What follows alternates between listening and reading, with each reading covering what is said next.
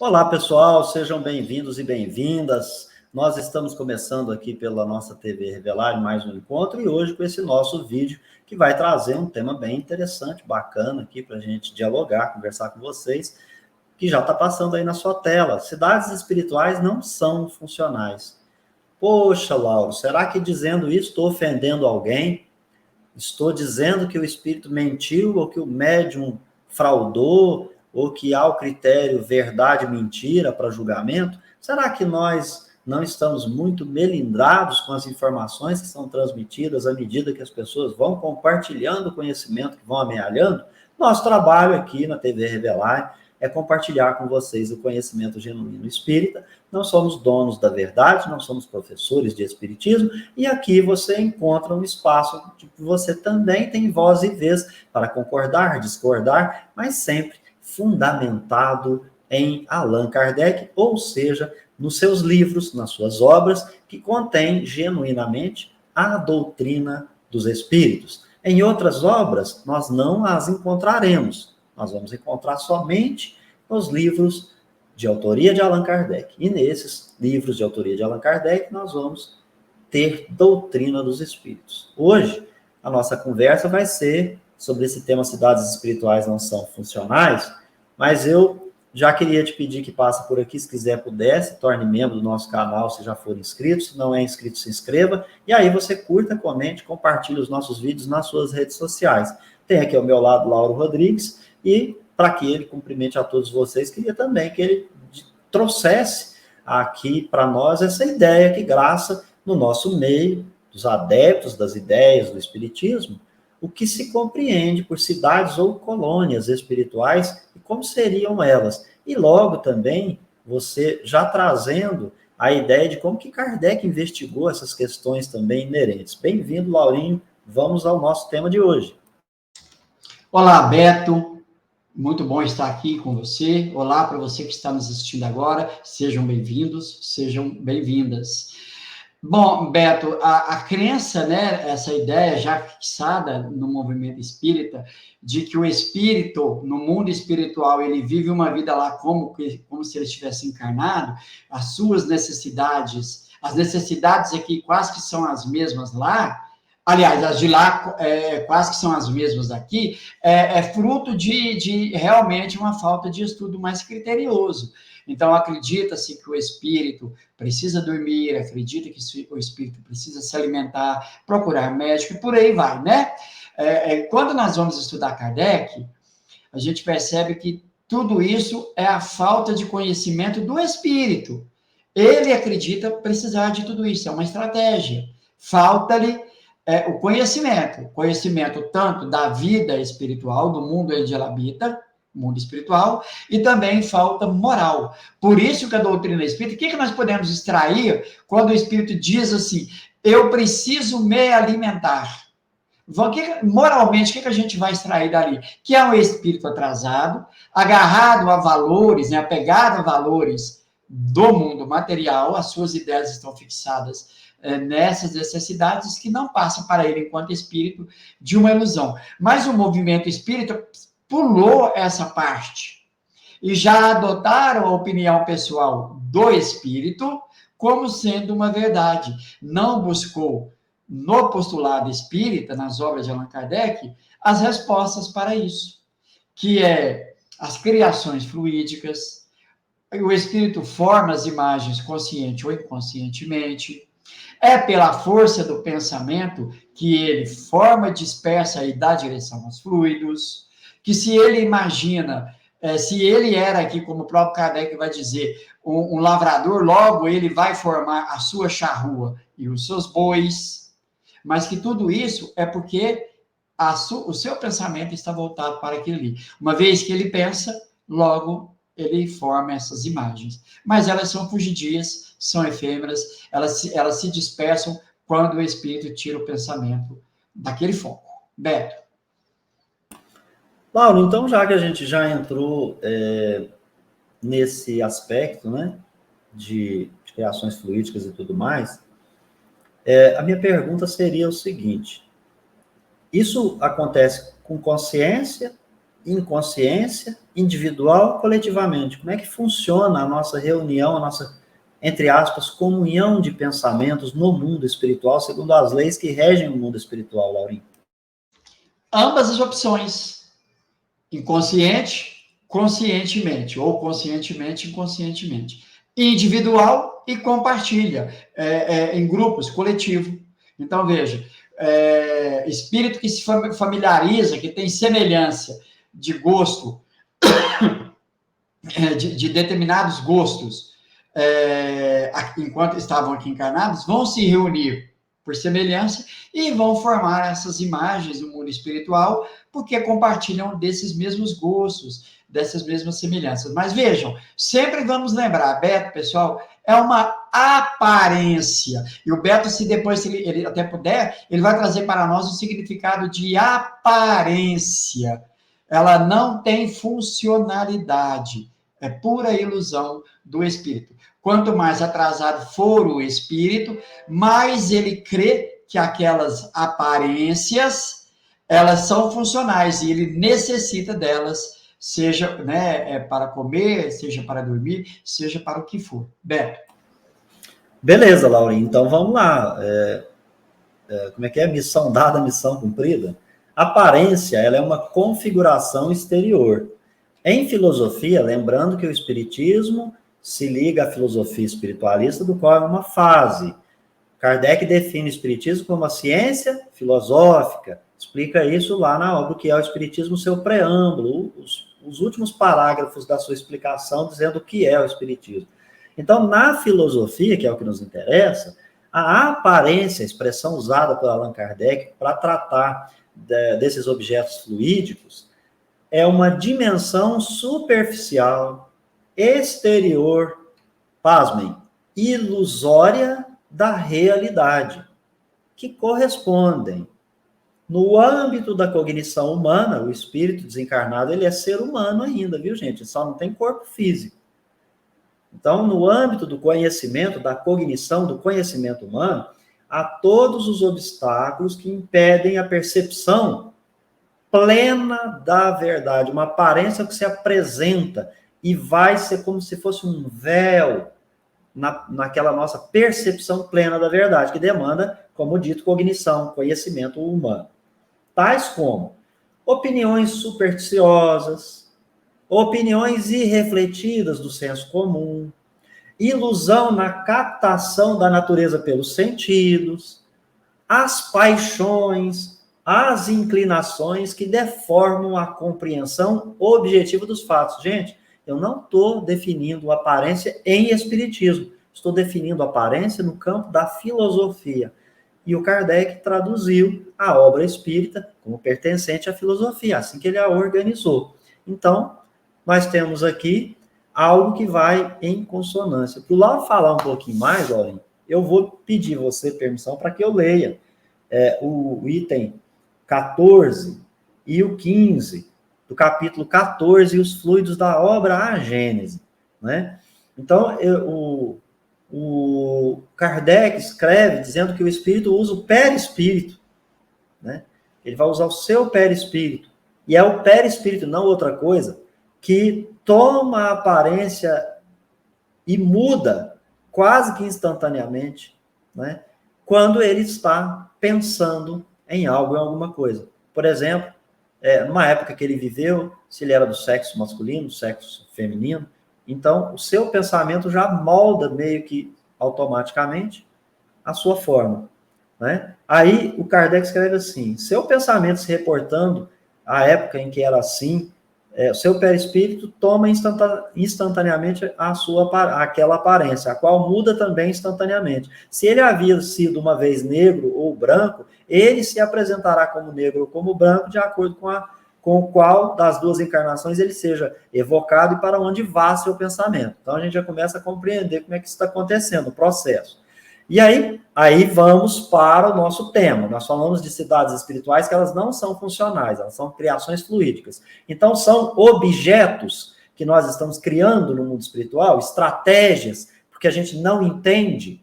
Seria como, né, Laurinho, dizer o seguinte: olha, Laura, não existe lugar nenhum para você pisar, você não está sobre nada. Não tem baixo, não tem alto, não tem cima, não tem direito, não tem esquerda, não tem trás, não tem frente. Você está no mundo espiritual. E aí você está arraigado com a ideia de que precisa pisar em alguma coisa. Seu corpo é pesado, é denso, você precisa de algum lugar que te sustente para ficar em pé, para não cair. E aí seria como se você, então, chegasse no mundo espiritual e caísse a eternidade até compreender que você não está caindo, que aquilo é uma ilusão, que você levou o conhecimento da Terra para o mundo espiritual. E aí, o que o Kardec explica sobre isso? Lembrou do perispírito? E que ele fala assim, nas evocações, naquelas aparições tangíveis, acontece isso, isso e isso. Um efeito análogo no mundo espiritual faz com que o pensamento do espírito, Laura, criar fluidicamente objetos que ele estava habituado a utilizar. E aí ele fala, o avaro manejará o ouro, o militar suas armas e seu uniforme, o fumante seu cachimbo, um trabalhador sua charrua, seus bois, a velha mulher sua roca. E esses objetos fluídicos, Laura, diz ele, são tão reais para o espírito quanto seria o estado material para o encarnado. Como eu estou aqui, pegando o mouse, ele está dizendo isso, tá vendo? Eu pego aqui esse instrumento, para mim ele é real, não é? Então, para o espírito, a criação fluídica, o objeto que ele criou lá, é também dessa mesma maneira. Aí ele diz assim, são tão reais para o espírito, quanto seriam no estado material para o ser humano encarnado. Mas, pelo fato de serem criados pelo pensamento, sua existência é tão efêmera quanto ele. Então, Laurinho, cidade espiritual, ela não é funcional, apesar de ser real para o espírito. Elas são criações fluídicas. Quando ele descobrir que ele não precisa daquela estratégia mental, de coisas habituadas aqui da matéria que ele levou para lá, o que vai acontecer com essas criações fluídicas? Me parece que o Kardec está dizendo que ela vai desvanecer. Mas eu queria te ouvir e passo para você. Perfeito, Beto. Então, partindo dessa ideia, vamos dar uma ida, então, nas manifestações físicas, quando o Kardec observa que esses fenômenos das mesas, dos objetos se deslocarem, subirem, descerem, né, os fenômenos de transporte, enfim. Kardec, em dado momento, vai dizer assim, então a gente pensava que o espírito levantava o objeto com os braços, como qualquer pessoa faz. Essa era uma ideia que permeava o pensamento deles, dos estudantes ali, Kardec, o grupo, até que o Erasto, o espírito, venha explicar isso. Ele vai dizer, não, é o pensamento, mobiliza todos esses fluidos, dá uma direção, combina com os do médium, pelo pensamento ele satura o objeto, e a partir daí, pela sua vontade, ele faz o que quer com esse objeto. Não há... Gente, espíritos não têm braços, não têm mãos, espíritos têm uma aparência cuja o significado filosófico o Beto já leu para nós. É importante que a gente tenha isso em mente. E sugiro também a vocês que vão, né, no capítulo 8, Laboratório do Mundo Invisível, no Livro dos Médiuns, e estude tudo a partir do vestuário dos espíritos. Por exemplo, Kardec vai dizer, a gente concebe a ideia de uma vestimenta para o espírito porque faz parte dele. Né? A gente não consegue imaginar uma pessoa andando nu. Então, a gente vai imaginar um espírito vestido. Essa aparência. Mas e aí a tabaqueira? Então, o Beto disse, olha, é a partir do perispírito. Então, nós temos a vestimenta, a roupa no espírito, que é uma aparência, mas também o espírito cria, pelo seu pensamento, objetos que não estão necessariamente no seu perispírito, que é uma extensão do seu perispírito. Então, ele vai criar imagens de casas, de animais, ele vai formar imagens de uma série de coisas, isso tem que ficar bem claro, Beto. Então, para enriquecer, Laurinho, vou ler um item, uma parte do item 14, lá do capítulo 14, os fluidos da obra Gênese, que o Kardec escreve isso, os espíritos agem sobre os fluidos espirituais, não os manipulando como os seres humanos manipulam os gases, mas com a ajuda do pensamento e da vontade, que são para o espírito que a mão é para o homem. Pelo pensamento, elas imprimem no fluido essa ou aquela direção. Eles os aglomeram, combinam ou dispersam. e formam conjuntos, com uma aparência, uma forma, uma cor determinada. Então, eu posso encontrar cidades espirituais falando em líquido, água, alimento, cor, beleza, casa, objetos de uma sorte, né? Maca, enfim, uma série de objetos que são para os espíritos reais, mas não são funcionais. Mas eu sei que a nossa dúvida paira como é que está acontecendo, como é que é esse processo, né, Laura? E o Kardec, então, prossegue dizendo, né? Mudam suas propriedades como um químico muda as de um gás ou de outros corpos, combinando-os segundo certas leis. Certas leis. Então, isso acontece no mundo espiritual, por isso que não acontece aqui, porque usa-se as leis que regem lá. É a grande oficina ou laboratório da vida espiritual, por isso o Lauro falou livro dos médiuns. Algumas vezes, essas transformações são resultado de uma intenção. Às vezes o espírito quer. Então o espírito chega no mundo espiritual, ele não quer criar uma cidade espiritual, porque ele nem sabe que lei que é, mas ele quer encontrar algo que cale ao seu sentimento, à sua dúvida, à sua angústia. Para onde que eu vou? Eu vou para um lugar que é físico, que é material, eu morri, eu desapareci, que coisa estranha, eu sou uma flama? Como assim? Eu não piso em lugar nenhum? Então o espírito chega com angústias, com sofrimento. Então, veja, algumas vezes essas transformações são resultado de uma intenção. Mas o comum, frequentemente, são o produto de um pensamento inconsciente, pois basta o espírito pensar numa coisa para que a coisa, seja feita. Bom, aí, Laurinho, ele vai falar de uma série de questões aqui que estão coadunando com aquela explicação que você falou das aparições, etc. Mas aqui o nosso tema seriam as cidades ou colônias. Então, veja, elas existem? Existem para os espíritos, segundo a sua compreensão, segundo aquilo que ele tem de ilusão, porque ele necessita, ele precisa, misericórdia divina, né? Ele tem, inclusive, esse poder de alterar a composição dos fluidos espirituais, que não necessariamente é só o seu perispírito, é os fluidos que estão ao redor. Porque se ele atrai os fluidos para formar a sua vestimenta, a sua aparência, o seu corpo perispiritual, ele também faz com as coisas exteriores. Mas por que ele faz? Porque ele precisa, ele tem aquela ilusão. Mas para ele, como dito, é uma aparência.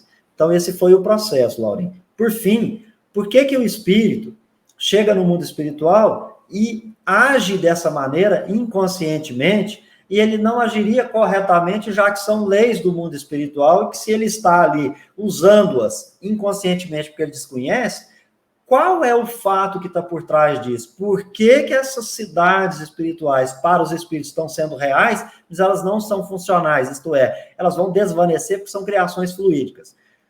Porque os conhecimentos dos espíritos imperfeitos, questão 101 do Livro dos Espíritos, sobre as coisas do mundo espírita são limitados. E o pouco que sabem a respeito dessas leis se confundem com as ideias e o preconceito da vida corpórea.